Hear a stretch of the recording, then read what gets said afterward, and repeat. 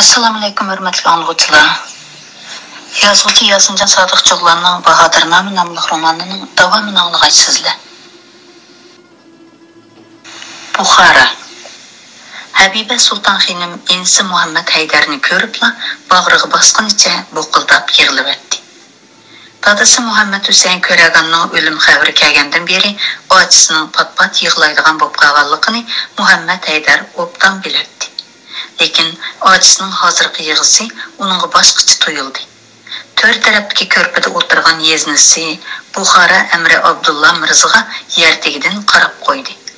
Abdullah Mirza qiyin bir məsələyə duş kelgəndək g'amkin o'tiratdi. Muhammed Haydar acısı bilan yeznisinin jidallashib qolmaganligini faraz qildi. Egichamning ko'ngli nimadan azor yegandi? Rahmatlik otamni yana eslab qolganmidi ya? Onun ko'z oldiga dadasi bilan oxirgi qitim ko'rishgan ko'rinish lappida zohir bo'ldi.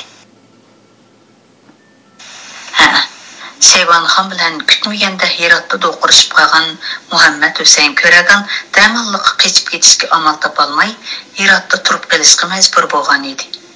Uzoq o'tmay Sultan Mahmudxon avatgan choparman bilan ko'rishib, uni Şeybanxonning qishig'i kelmaslikka nasihat qilib xat avatdi. Ammo yana xotirjam bo'lolmadi. Shu kunlarda Şeybanxonning niyatining qattiq buzilganligini, Sultan Mahmudxonni o'ltirishdan yonmaydiganligini, navoda Sultan Mahmudxonni o'ltirsa, keyingi o'lim navbatining o'ziga keldiganligini faraz qilgan edi. Shunga u har qancha urinibmi qaytishning amalini qilamagandan keyin o'g'li Muhammed Haydarni bo'lsa, bu balo qazodan saqlab qolish ko'yiga tushgan edi. U o'g'lining taqdiri haqida uzoq o'ylandi. O'g'lini Kabulda Baburning qishida qoldirib qo'ymaganligiga pushaymon qildi. Endi bo'lganda Kabulga avatish mumkin emas edi. Navoda bu ish oshkorlanib qolsa, Şeybanxon eng avval o'g'lini o'ldirib yetadi. Uzoq boshqa turib, oxir o'g'lini Buxoroda amir bo'lib turgan kuyovli Abdullah Mirzaning qishiga avatishni loyiq topdi. Qizim Habiba Sultan Xanım enisining holidan onasining o'rnida xabar oladi. Navodaman birer kelishmaslik yuz berib qolsa, kuyovlim Abdullah Mirza bu qiynanisini cho'qim qovdab qoladi. Şeybanxon o'sha jiyan o'g'lining yuzini qilib bo'lsin, o'g'limning jiniga qasd qila olmas. U safar tayyorligini bitirib bo'lgandan keyin o'g'lining beshini mehr bilan silab turib nasihat qildi. Qadrlik o'g'lim, onang qazo qilib ketgandan beri deganda saltanat qavg'alari bilan bo'lib, holingdan xabar olishga tuzuk vaqt chiqaramadim. Aslida hozir sening g'am-g'ussilardan xoli holda madrasalarda o'qib, ilm o'rganadigan chog'ing edi. Sana mushunchalik sharoitni hozirlab beramadim. Xudoga 100 ming qatli shukrkim, ahlushi joyida bola bo'ldim. Madrasalarda uzoqroq o'qib, tarbiya ololmasangmi, atga ustozlaringdan xeyli ko'p narsalarni o'rganib olding. Endi biz yana ayriladigan bo'ldik. Gerçi bu ayrılışqa yürükim chidimsizmi? Amalsizman. Sen bo'lsang hayot yashashing, otang o'rinlayolmagan ishlarni o'rinlashing kerak. Sultan Mahmudxon oliylarga qilgan nasihatlarim kor qilmasligi mumkin. Çünkü o mendan bekrak atrofidagi osh koltipam razillarga ishonadi. Ilgirimi shundoq bo'lgan. Shularga ishonib, shularning tuturuqsiz tavsiyalarini qo'llab, saltanat quyoshining petishiga sababchi bo'lgan. Bu qitim Şeybanxon uning inoyat sharobini emas, shehidlik sharobini ichkizdi. Xon oliylaridan oshqinini balki menga ichkizishi mumkin. Endi bu shum taqdirdan qechib qutulmoqim tas. Seni avval Xudoga, ondan qolsa yeznan bilan egichenga va sadoqatman nökirim Mevlana Muhammadga topshirmoqchiman. Garchi sen bilan hamroh bo'lib yashash menga jinimdan sherim bo'lsin-mi? Ammo Şeybanxonning seni menga hamroh qilmasligidan voyim yeyman. Teningning salomatligi va hayotingning uzun bo'lishini ko'zlab ayrılış zəhərini içishni loyiq gördü. Senmi bu ayrılış elemlerine sabır taqat qılğaysan. Bilgin ki, atının ölümü farzandiga mirosdir. Sana bu hadise haman bir günde duş keladi. Ama insan haman ölüp ketadigan manğu deb ziminga yük bo'lib yaxshisi bo'lmaydi. Bu 6 günlük olamda insan hayotidan yaxshi nom nishon qoldirib yashash kerak. Chunki o'limdan keyin nomining zikr qilinishi hayot yashaganlik bilan barobar. Navada hayot qushim Shaybonxonning qiltoqlarining qasdidan xalos bo'lsa, didoringni ko'rish bilan xushal bo'larman. Mevlana Muhammed bilan Hafiz Mirim sadoqatman solih kishilarimdir. Bana birer keşmeslik bo'lib qolsa, sening omonliging haqida chora ko'rdim. Ularni ham ustoz, ham og'i o'rnida ko'rgan. Ularni har qanday balo qazolarda sana yordam qilib, jismingga marhamat etaklarini yopar degan umidim bor. Ochisining yig'isi sabablikmi yoki dadasining nasihatlarini eslabmi aytavur Muhammad Haydarning vujudiga yig'i o'lashdi.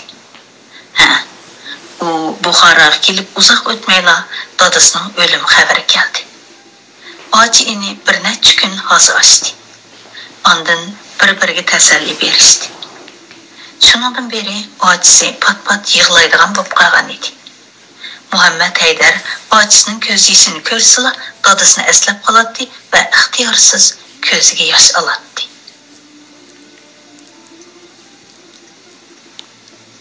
Sizlar bir amal qilolmaslimi? Dedi Habiba Sultan xonim g'amga cho'kib o'tirgan eri Abdulla Mirzaga qarab. Amal bo'lsa-da, buncha parishon bo'lmas edim. Dedi Abdulla Mirza. Beshig'i kelgan bola qazodan xabarsiz g'amida yo'q turgan qaynanasi Muhammad Haydarga loppida qarab elib. Hech kim Shaybonxon oliylarining yorliqqa qarshi chiqalgan emas. Yorliq allaqachon yetkazilib bo'ldi. Muhammad Haydarni yenimizda ib qolamiz desak, o'zimiz omon qolmaymiz. Inimni Shaybonxon oliylarining dargohiga avatib bergandan ko'ra, tayinliq o'lib tugashganim yaxshi. Abdulla Mirza suyimli xotinining yig'isiga chiday olmadi. Sabr qilsizlar, sizlar yolg'iz Muhammad Haydarning egachisi emas, balkim 6 oylik bo'lgan suyimli farzandimizning onasi. Balkim Shaybonxon oliylarining Muhammad Haydarni o'z tarbiyasiga elish xiyoli bordir. Ishonmayman. Madem otasini o'ldirib ketdi, bolasini tarbiyalaydigan ish bor ekan. Muhammad Haydar ochisi bilan yeznisining o'z to'g'riliqda talash qilayotganligini birdan his qildi. Meni bir yerga avatmoqchi bo'lyapsizlar? Ochisi bilan yeznisi unga yalt etib qaradi, ammo damalliqqa javob bermadi. Shaybonxon oliylari sizlarni dargohiga chillabdi, dedi Abdulla Mirza biroz o'ylanib olgandan keyin. Muhammad Haydar qopqini turib javob berdi. Men hech yerga bormayman. Hujurni birpas sukut qopladi. Amir janoblarga ma'lum bo'lg'ay. Mevlana Muhammad keldi. Xiyolga cho'kib o'tirgan Abdulla Mirza asta peshini ko'tardi. Arqa bog'dagi saroyda kutib tursin, hozirla chiqaman. U texchi o'pkidayotgan Habiba Sulton xonimning to'lisidan tutib papiladi. Bo'ldi, yig'lavamay, inlar bilan xo'shlashib asla. Habiba Sulton xonim yig'isini to'xtatib, eriga norozilik bilan tikildi. Inimni rostilla ul qonxo'rning dargohiga avatamdilar. Gap so'zda avaylisizlar, tomningni quluqi bor, dedi Abdulla Mirza qopqini turib. Xotirjam bo'lsizlar. Qallamni qo'ltiqimga qisib qo'yib bo'lsimi bir amalni qilaman. Abdulla Mirza orqa bog'dagi saroyga kirganda Mevlana Muhammad xiyol surib o'tiradi. Abdullah Mirzani ko'rib, tez o'rnidan turdi. Assalomu alaykum. Va alaykum assalom. Abdullah Mirza tishini yeb o'tgandan keyin supuga kelib o'ltirdi. Xo'sh, o'zlarim joy olsizlar Mavlona. U Mavlona Muhammadning bo'ybastiga qaytadan nazar tashladi. Bu yigit ishonchlikmidi? Mərhum qiynatam oğlu Muhammed Haydarni menga avatib yozgan xatida bu nökərinin to'li tərifini qilib ekan. Bu ishni topshirsam o'tishdan chiqqanlarmi? Navoda mal dunyo, amal martabining eziq turishiga bardoshlik berolmay, Shaybonxon oliylariga oshkorlab qo'ydigan bo'lsa, ul qiynanimni emas, o'zimni, hatto xotin bolalarimni saqlab qola olmayman. Abdullah Mirza kalti yutilib qo'yib eg'iz ochdi. Eshampirimiz Mavlona Muhammad Qozi Hazratlari bilan ko'rishaldimi? Mavlona Muhammad tavazzu bilan javob berdi. Ko'rishdim janoblari. Ul eshampirimiz nima deydi? Kaminlari bag'anda eshampirimiz xabgohida yolg'iz o'ltirgan ekan. Mendan Muhammad Husayn ko'ragan janoblarining Xurosonga borganligini anglagan bo'lsam, herkes yol qo'ymagan bo'lardim. Endi uning o'g'lini ep boramsizlar deb so'radi. Shundoq, Xudoga tavakkul qilib ep boradigan bo'ldik deb javob berdim. Ishompirimiz bir pas xiyol surib o'tirgandan keyin Hazrat Payg'ambar alayhissalomga Makka mushriklari qasd qilmoqchi bo'lganda, payg'ambarimiz bu suiqasddan qutulish uchun qechishga tavakkul qilgan edi. Hozir sizlarga eng yaxshi chora shuki, pok va barhaq Alloh taologa tavakkul qilib, ko'ragan janoblarining o'g'lini elib qo'shqaysizlar. Agar sizlarga biror xavf xatar duch kelsa, amalning boricha to'siq kepil bo'laman dedi. Abdullah Mirza sovuqqonlik bilan so'radi. Sizlar qanday o'yladilar? Rostni aytsam, Shaybonxon oliylarining yorliqidan xabar topgandan keyin Amirzodan ep qochadigan xiyol ko'nglimga zodili yetmagan edi. Hazrat Ishompir buzurgimizning bu muborak so'zlaridan ko'nglimda ajoyib bir quvvat hosil bo'ldi. Navoda Amir janoblari imkoniyat hozirlab bersa, mushu muddo yo'lida o'lishga roziman. Abdullah Mirza xotirjamlik bilan yengil nafas oldi. Qaynotasining bu sadoqatman nökirga ishinib, uni pir buzurgi Mavlona Muhammad Qozining dargohiga avatguniga ko'nglida qanoat hosil bo'ldi. Eng yaxshisi o'limni tilga olmaslar Mavlona, dedi u. Qiynini Muhammad Haydarning hayot mamoti avval shafqatli Tangriga, ondan qolsa siliga bog'liq bo'lib qoldi. Uni qachon ipmadilar? Shunga qarab imkoniyat hozirlab beray. Bayatdan beri ko'nglimda mundaq bir o'y kechdi, dedi Mavlona Muhammad. Amirzodan mundaqli ipmasam, Shaybonxon oliylari sizlardan gumonlanib qilishi, hatto qiyin qistoqqa edishi mumkin.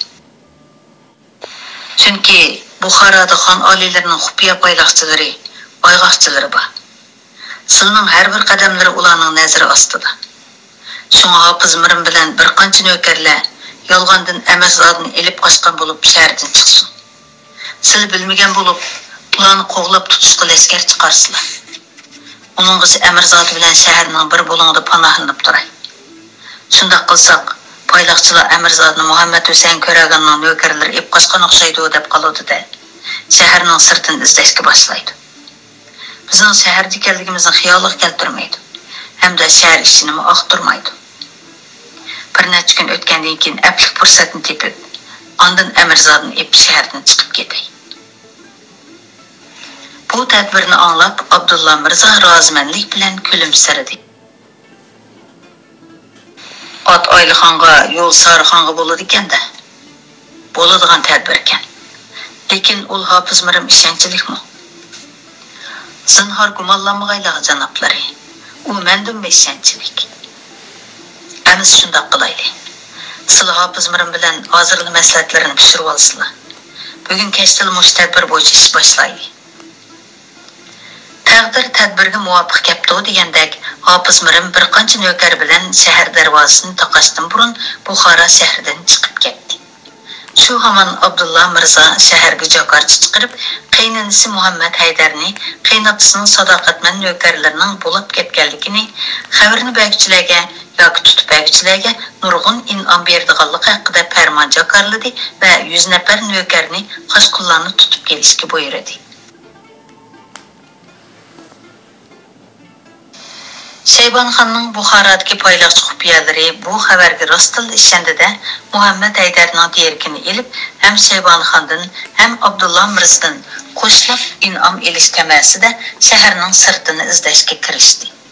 Shundoq qilib, shaharda 15 kun yoshirinib yotgan Mavlona Muhammad bilan Muhammad Haydar bir qancha eshakchilarga hamroh bo'lib, Buxoro shahridan o'ngishliq chiqib ketdi. Andijondan omon-eson qochib chiqqan Saidxon orqasidan qora ko'rinish agishib kelayotgan bir to'p otliqlarga pat-pat gumon bilan qarab qo'yapti. Yo savdogarlarga, yo shikarchilarga o'xshamaydigan bu kishilar Saidxon hamrohlari bilan qayoqqa mansa otlarning beshini shu yoqqa buraydi. Osti mansa osti mang'atdi, ishtik mansa otlarga qamchi uratdi. Lekin Saidxonga yaqinlashmaydi. Bular nima odamlardir? Canbek Sultanның oyğaqçılarımdı ya. Biroq oyğaqçı degan bundaq to'plashib mangmaydi. Yoki bo'lmasa og'a Mansurxonning meni qo'g'lashga avatgan koldi kesarlarmidi? Bu mumkin emas. Har qancha bo'lsa meni tutish uchun Şeybanxonning tavalliga kirishga petin olmas. Ular zodi nima odamlar o'g'iydi? Nimishqa menga agishib oladi? Yomon niyati bo'lsa nimishqa hozirgacha hujum qilmaydi. Abih fursat kutib o'tamdi qanday ya? O'g'irdan qutulib qaroqchiga yo'liqqandek ish bo'lib qolmasa, ularni eziqtirmasam bo'ladi. Saidxon tog' kayniga mo'kishga boshlagan quyoshga qarab qo'ydi. Shu topda kun o'ltirib, zaminni qorong'ulik bossala, o'ziga xavf yetadigandak tuyg'uga kelib qolgan edi.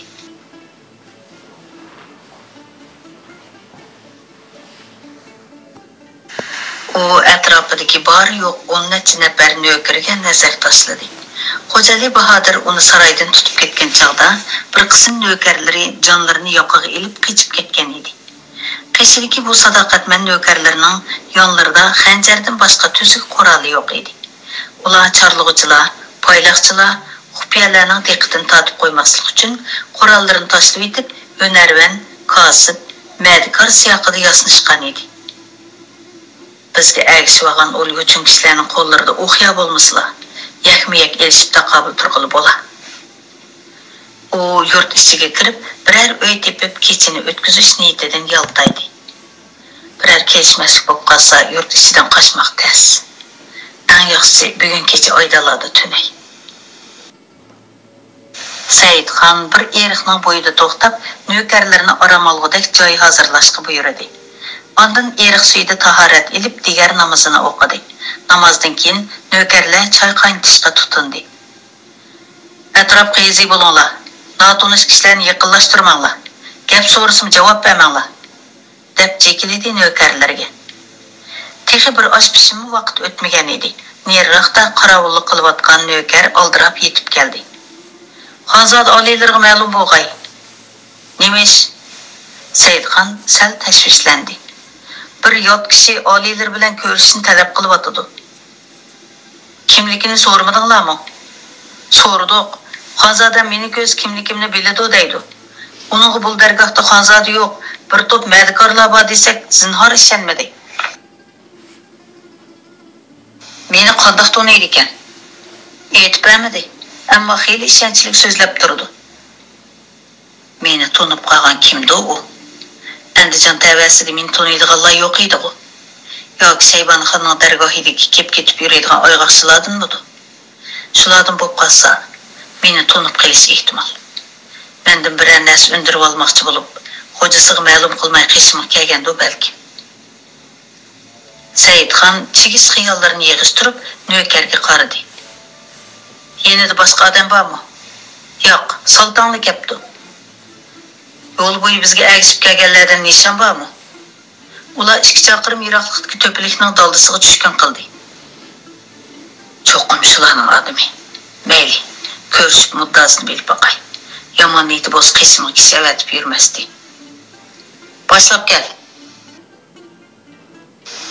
Ay qarang'usi bo'lg'achqa, atrof xeyli qarang'u edi. Ayol o'tmay oyoq shapisi anglandi. Avval nökər, ondan yo'chun kishining gavdasi ko'rindi. Assalomu alaykum. Xonzodamga Kamina Tohirbekdan ehtirom bo'lg'ay. Saidxon o'ziga yukinib salom bergan yosh yigitning chiroyiga gumansirab qaradi. Uni nalatida ko'rgandek qildi, lekin toza aslayolmadi. Bu kim bo'g'idi? Ovozi tunishdek qiladi. Va alaykum assalom. Dedi Saidxon yo'chun kishiga salqin nazar tashlab. Odamni xato tunib qoldi-ku deyman. Yo'qsa, xonzodamni qandaqmi xato tunib qolay? Balkim xonzodam mendek ham saboq do'stini tunyamayvas kerak. Yigit beshini ko'tarib Saidxonga qaradi. Obdanroq qarasla xonzodam. Kaminlar Tohirbek bo'laman.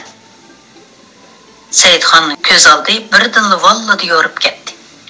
Bu yigit boshqa bir emas, dal Turpandagi xonlik madrasada birga o'qigan ham saboq do'sti Tohirbek edi. Sen rostli Tohirbekmi?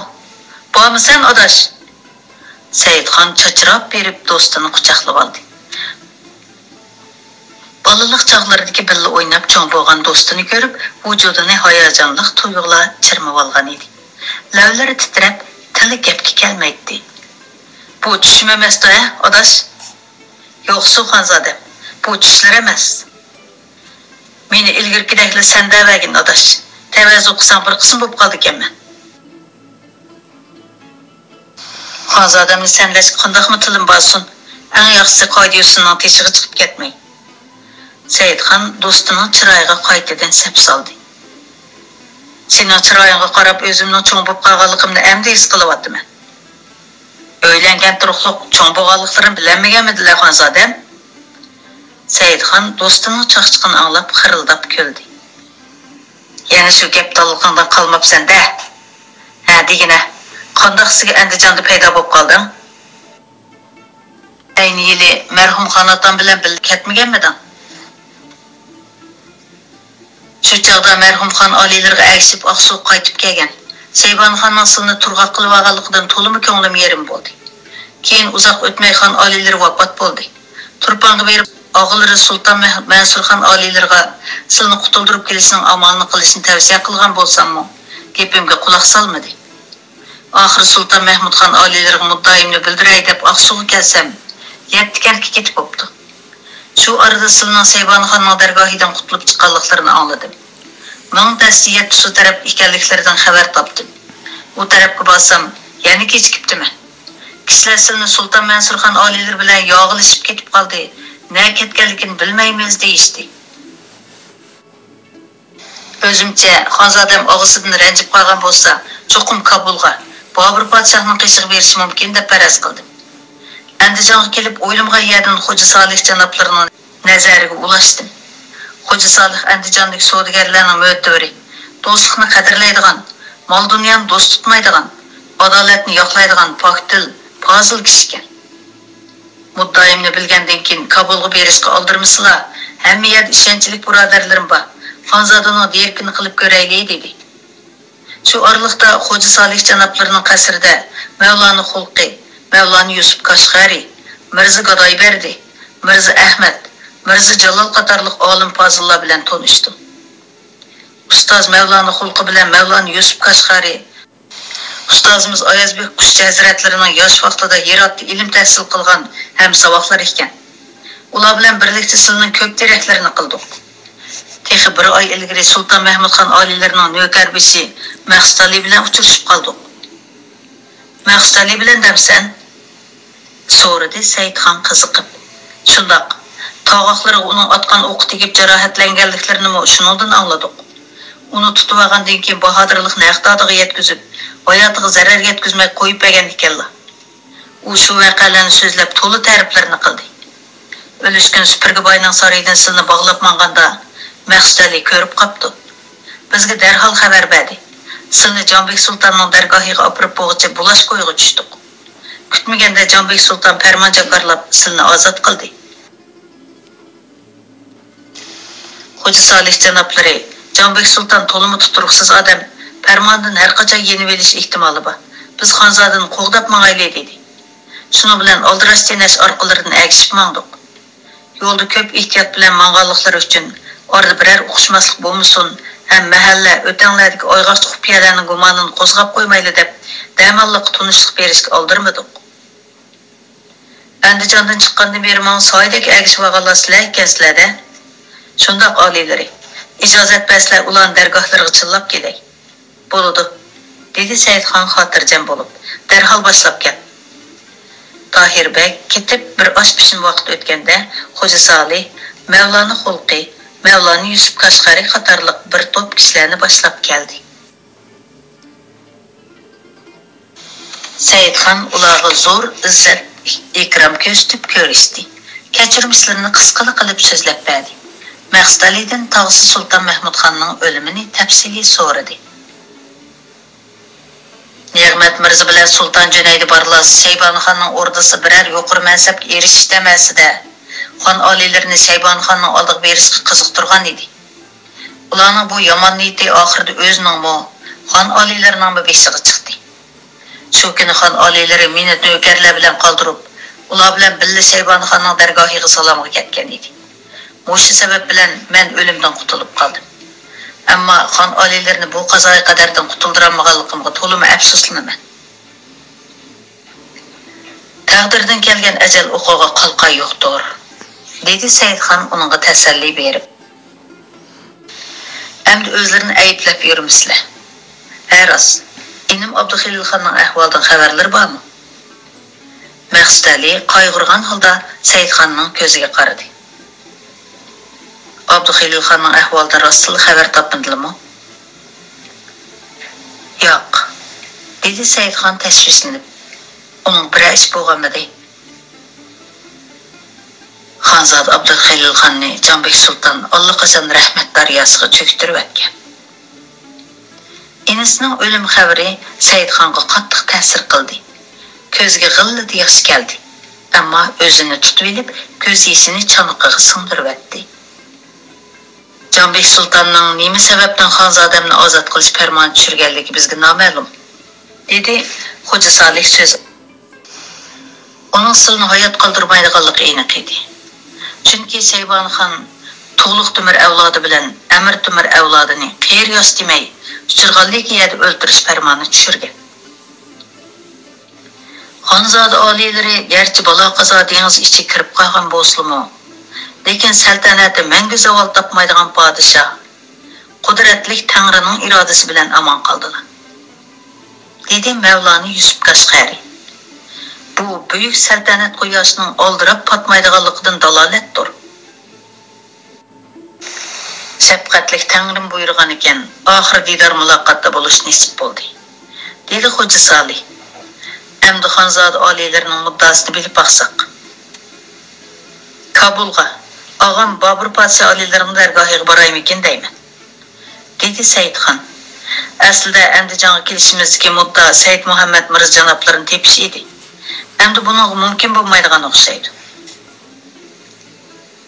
Said Muhammad Mirza janoblarining derigini bizmi olamadik, dedi Mevlana Yusuf Kaşgari.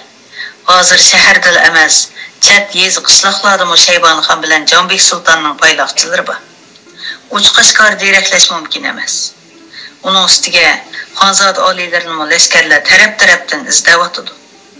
Hozircha eng yaxshisi Kabulga berib olganlari tuzuk. Xonzoda olilarini bundaq yo'lga sep qo'ysak, osonla oshkorlanib qolishi mumkin, dedi Hoca Salih. Biz olilarini qo'g'dab Kabulgacha yetkazib qo'yaylik. Har birlarini malol qilib qo'yarmanmikin, dedi Seyitxan o'zira aytib. Yo'qsa, olilarning xizmatini qilish zinhor ovorchilik emasdir. Kaminlari savdo tijorat bilan yurt orlab yurgachga, yurt-yurtlarda ishonchli yoranlarim bor. Boshqalarni yurtkazgan peshidan nurg'un issiq sovuqlarni o'tkazgan tadbirkorlardir. Birlikda safar qilsak, amonliqlari kapolatga ega bo'lg'usi. Atisi Hoca Salih bilan Mevlana Yusuf Kaşgari savdogar siyoqida Mevlana Hulqi, Seyitxan, Mirza Godayberdi, Üçeylan, ziyoratchi, talibi ilm siyoqida Tahirbek, Mahsudali, Mirza Jalol, Mirza Ahmadlar Chakar siyaqida yasinib yo'lga chiqdi. Saidxon bilan Muhammad Haydar Kabulga ilgari keyin bo'lib yetib keldi. Babur bir qitim ko'rishibla mehr tushib qolgan navra inisi Saidxonga qandoq izzat ikrom ko'rsatib kutib olgan bo'lsa, Saidxondan 15 kun keyin Kabulga kelgan Muhammad Haydarga shundoq izzat ikrom ko'rsatdi. Saidxonga shohona zarbobton, oltin kamar, qilich taqdim qilgan bo'lsa, Muhammad Haydarga to'n sarpoy, esil xanjar taqdim qildi. Uni kichik ko'may Saidxon bilan ibbagan suhbatlarga hamroh qilib oldi. Babur Saidxonning jasoratiga, Muhammad Haydarning tirishchanligiga qoyil bo'lib qolgan edi. Uning ilmga erishmanligidan zo'qlanibmi yoki erkiltibmi aytavur, Babur bilan Saidxon bu navri inisni Mirza Haydar deb chaqirdigan bo'lib elishgan edi. Babur bilan Saidxon qonmay mung'ishadi. Qo'ldan ketgan taxt saltanat haqida boshqa tursatdi. Düşmanlarının, xususan Shaybonxonning ahvolini mulohiza qiladi. Har ikkilisining dard hasratlari, orzu armonlari o'xshash edi. Munshib qanmaydi. Saidxonning ustozi Oyazbek Qushchi Buzruk xoni Shohbegimga hamroh bo'lib Kabulga kelgan edi. Keyin Shohbegim navrisi Mirzoxonni elib Badaxshonga ketganda birga ketmay Kabulda turib qolgan edi. U Mavlana Xulqi, Mavlana Yusuf Qashqari qatorliq yoshlik davridagi hamsavoq do'stlar bilan ko'rishib, shundaqla suyimli shogirdi Saidxon bilan Tohirbekni ko'rib, boshqacha ruhlanib ketgan edi. Babur bilan Saidxonning suhbati ko'pincha vaqtlarda bu olim ulamolar bilan ilmiy anjumanga aylanib ketadi. Farabi, Ibn Sina, Said Shirazi, Husayn Voiz Kashfi, Alloma Zamaxshari, Jaloliddin Rumi, Mahmud Qashqari, Yusuf Hasajib, Sharafiddin Ali Yazdi, Abul Qasim Firdavsi, Sayiddin Qashqari, Mirza Ulug'bek, Abdurahmon Jami, Abaydullah Lutfi, Alisher Navoiy, Molla Binoi qatorliq donliq olim ulamolar va ularning asarlari haqida ko'z qarashlarini ifodalab ta'talash qiladi. Hirot, Samarqand, Buxoro, Andijon, Turpan, Qashqar, Yorkand, Xotan qatorliq katta shaharlarning ilm hikmat gullangan olim ulamolar, shoir fozillar to'plangan davrini tilga elishadi. Shaybonxon Mirza Abubakri istilosidan keyingi xaroblikdan afsuslanadi. Saidxonning onasi bilan sonlisi Shohbegim bilan birga Badaxshonga ketmay Kabulda turib qolgan edi. Saidxon onasi bilan Kabulda ko'rishdi. Kechirmishlarini so'zlab berdi. Uylanganligini, Eg'irbo'y xotinining Andijonda qolganligini aytib berdi. Ko'zni yumib ochqicha bir necha oy o'tib ketdi. Bu jarayonda Kabul Saidxonga nurg'un xushonliklarni baxsh etdi. Navra aksi Babur, ustozi Oyazbek Qushchi, Mavlana Xulqi, Mavlana Yusuf Qashqari, Xo'ja Solih qatorliq ulamolarning suhbatidan bir kunmi neri bo'lmadi. Bu suhbatlar ilmiy mulohizalar, kaskin munozaralar bilan qizib ketadi. Munozirada hech kimga yo'l qo'ymaydi. Gohida Babur dadasining taxtiga o'tirgan kundan tortib yezib kelayotgan Voqoi nomli asrining ma'lum bo'laklarini o'qib beradi. Yangidan yozgan she'rlarini yodga o'qib berib, suhbatdoshlaridan fikr oladi. Boshqalar o'zlarining she'rlarini o'qishadi. Gohida mushoira qilishadi. Mahsudali bilan Mirza Godoyberdi so'z chelib, so'rinning kayfiyatiga yangi mazmun qo'shadi. Tahirbek Turpan naqshlaridan Nozirkunni o'qig'ach usloynab, sho'x, hajviy harakatlar bilan so'rin ahlini kuldiradi. Shu kunlarda boravatlarda Nozirkun usuli o'ynash xil avjilib qolgan edi. Mirza Haydar Boburning voqeasini yezib kelgan yergacha o'qib tugitayli deb qolgan edi. Mirza Haydardan kelgusida cho'qim katta asarlar chiqdi. Men uning vujudidagi ashundoq bir iste'dodni bayqadim. Deydi Babur uni maqtab. Gohi vaqtlarda Mirza Haydarga nasihat qilishni unutib qolmaydi. Sen, deydi Mirza Haydarga qarab, yolg'iz kitob qilib kirishib olmay, lashkariy ilm, turli jang mahoratlarini puxta o'rgan. Qalamdimi, alamdimi tang yetishgandilar, haqiqiy bahodirlardan bo'g'li, katta ishlarni ro'yobga chiqarg'ili bo'ladi. Mirza Haydar Nəvra akalarının, ustozlarining suhbatiga butun zehni bilan quloq solatdi. Payt kelganda orlab savol so'rab qo'yatdi. Babur Hirotda Xuroson xonzotlarining dasturxonida kunda degdek sharob ichib, oxir kasal bo'lib qolgan va shu sababli o'lib ketgan inisi Jahongir Mirzani unutolmaydi. Jahongir Mirzaning ishini ibrat qilib, so'rinda ziyoda sharob ichishga yo'l qo'ymaydi. Bugun Babur bilan Saidxon Mavara Unnahir va Xurosonning siyosiy vaziyati haqida paranglashqach, shaxmat o'ynayotdi. Shaybonxon Xurosonga qanoat qildimi qandoq? Hech bir shap yo'q-ku, so'radi Saidxon. Ichida to'ng'iz qatiraydigan ol badbaxtning o'y xiyolini bizlar emas, har kuni 3 vaqt ham dasturxon bo'ladigan sarkarlarmi bilmaydi, dedi Babur. U tarafga yana o'yg'oqchiman qo'zdim. Balkim bu qitim ishonchliroq biror ma'lumot epkilar degan umiddiman. Saidxon Kabulga kelgandan beri Boburning to'xtamay oziq-to'lik lashkar to'playotganligini ko'rgan bo'g'ashqa uni Shaybonxonga qarshi lashkar tortishga da'vat qilishga oldirmagan edi. Ammo ko'nglida o'shunday bir kunning tezroq kelishini tilaydi. Ilohim shunday bo'lg'ay, dedi Saidxon og'zining uchiga kelib qolgan gapni zo'rg'a yutib etib. O'zginimi bilganda ondan jangda nusrat qozong'ili bo'ladi, dedi Babur. Ul Shayboq bilan bir necha qitim jang qildim. Gohida yengdim, gohida yengildim. Bu dövrem puxta tayyorlik bilan elishish muddaim bor. Navoda yana yengilib qolsam, Kabuldami put tashlab tura olmasligim mumkin. Saidxon sal oldirang'ulik qilib qolganligini his qilib xijil bo'ldi. Og'am Babur Mirza ravrus pishib etilibdi. Uning bu tarafini o'rnak qilsam bo'lg'adi. Oldirab atgan peshvodin dal joyida mo'ljallab atgan mushning zarbisi qattiq bo'ladi emasmi? Ma'lum bo'lg'ay, Andijondan Choparman keldi.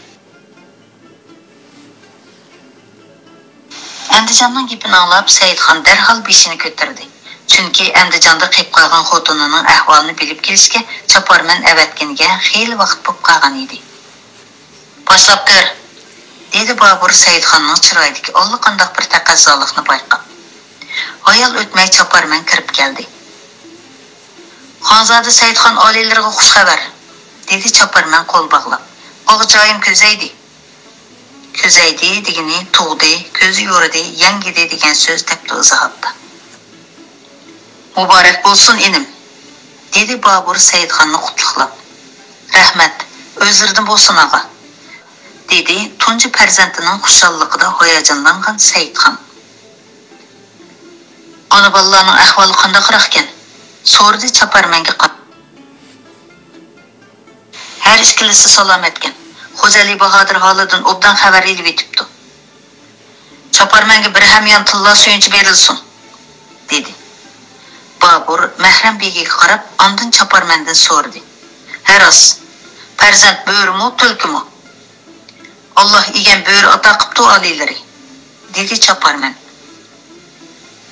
Raqiblarimizning yuragi og'rib, umri qisqaribdi-da, dedi Babur mamnunlik bilan. Bu Tangrining saltanat quyoshimizni nurlantirg'ini. Izbosarimizning tini salomat, umri uzun bo'lg'ay. Muhtaram xonaga, dedi hayojini texchi besilmagan Saidxon Baburga qarab. Kabulga oyoq bosqinimdan beri, xususan dargohlarda qarindoshlik mehridan qong'uchi sharbat ichib, xotirjamlik erishganimdan beri o'zimni baxt omad yulduzim har doim beshim ustida turgandek his qilaman. Tunji farzandimning tug'ilganlik xabarini dargohlarda eshitganimmi bir yaxshilikning bishoratidir. Malol ko'may ul farzandimga ism tanlab bergan bo'lsalar, Kabulning yodnomasi bo'lib qolsin. Aziz inim, sizlar shunday talab qo'ygan ekanlar, albatta muborak farzandimizning ismini jon deb tanlab beraman, dedi Babur va bir necha daqiqa o'ylanib olgandan keyin gapini davomlashtirdi. Shu topda kallamga bir o'y kelyotdi. Ol farzandimizning ismi Abdulrashidxon bo'lsin. Sizlarning muborak ismlari Saidxonga qopiya bo'lgudek. Saidxon rozmanlik bilan ehtirom bildirdi. Rahmat og'a, aytganlardek bo'lsin, Hürmetli anlıqçılar, bugün kitapni mush yergacha o'qib beray. Ko'ngil qo'yib olganinglarga rahmat. Xayr xo'sh, aman bo'lgaysizlar.